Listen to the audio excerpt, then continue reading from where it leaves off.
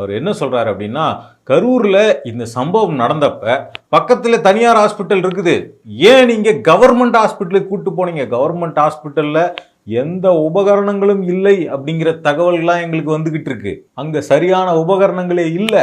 So நீங்க ஏன் மக்களை அங்க கூட்டு போனீங்க? இதுல ஒரு சதி இருக்குது அப்படிங்கிறது ஆதவ அர்ஜுனாவினுடைய முதல் பொய். கரூர் உள்ள மெடிக்கல் ஹாஸ்பிட்டல் சரியான உபகரணங்களே கிடையாதுன்னு ரிப்போர்ட் வருது. ஏன் பக்கத்துல பிரைவேட் ஹாஸ்பிட்டல்லாம் சேர்க்கல? ஸோ இது பொய் அப்படின்னு சும்மா சொல்றக்கூடாது இல்லையா?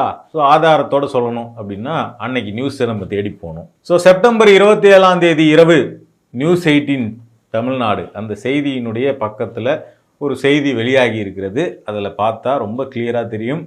அமராவதி மருத்துவமனையில் 32 பேர் அனுமதிக்கப்பட்டிருக்கிறார்கள், அதில் 2 குழந்தைகள் உட்பட 11 பேர் உயிரிழப்பு அப்படிங்கிற ஒரு செய்தி அதில் பதிவு பண்ணப்பட்டிருக்கு. அடுத்ததா ஹிந்து தமிழ் நியூஸ் பேப்பர் அதில் வந்த ஒரு செய்தி.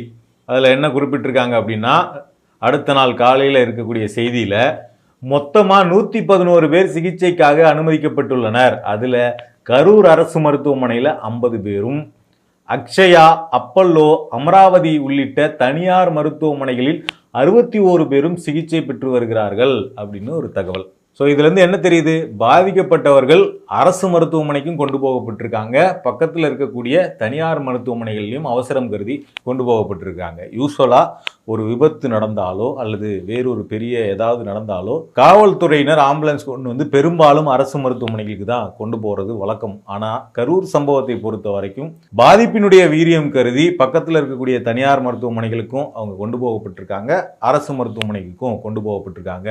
ஆனால் ஆதவர்ஜுனா என்ன பண்றாருன்னா, தனியார் மருத்துவமனைக்கு போகாம எதுக்காக அரசு மருத்துவமனைக்கு மட்டும் கொண்டு போனீங்க அப்படின்னு ஒரு பொய்யை சொல்றாரு.